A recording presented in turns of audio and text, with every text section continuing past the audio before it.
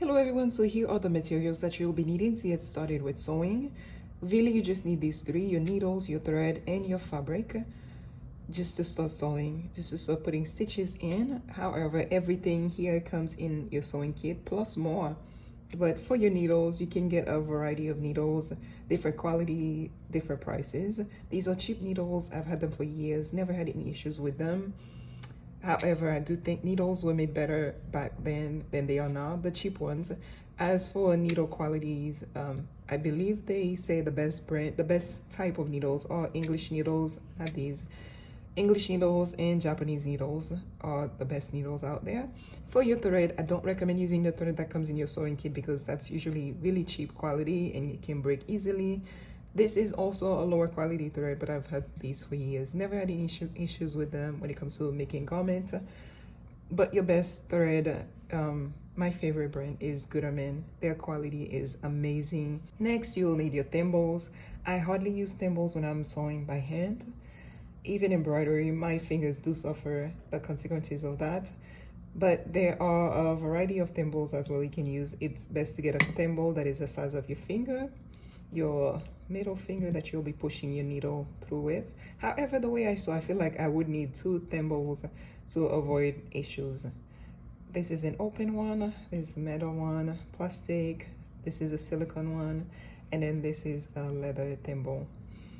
But yeah, you can get antique ones. They range in prices. The higher the quality, the more you will pay for it. And then this is my seam ripper. I always have a seam ripper on end whenever I'm sewing. My pins, your pins, you would keep your fabric together as you sew, but it's best to just stitch them using different running stitch, which we'll talk about later. And then my measuring tape and scissors, and of course marking tools are useful if you are freehanding your project or just to mark whatever you are sewing. That's a disappearing ink. This is an iron off pen, dress marking pencil, and I have a tailor's chalk. These are easy to remove from the fabric. They are removable. And your notions, of course, which will be your needles, your zippers, and elastic, whatever your project requires as notions, you would have that. Trims, it varies. So yeah, these are the materials you would need. Depending on what you decide to make, you would decide what notions you're going to use. But the basic tools are these. Well, not the marking tools necessarily, but these. Mainly your needle, thread, and fabric. And one last thing I forgot to mention, which is important, is patterns.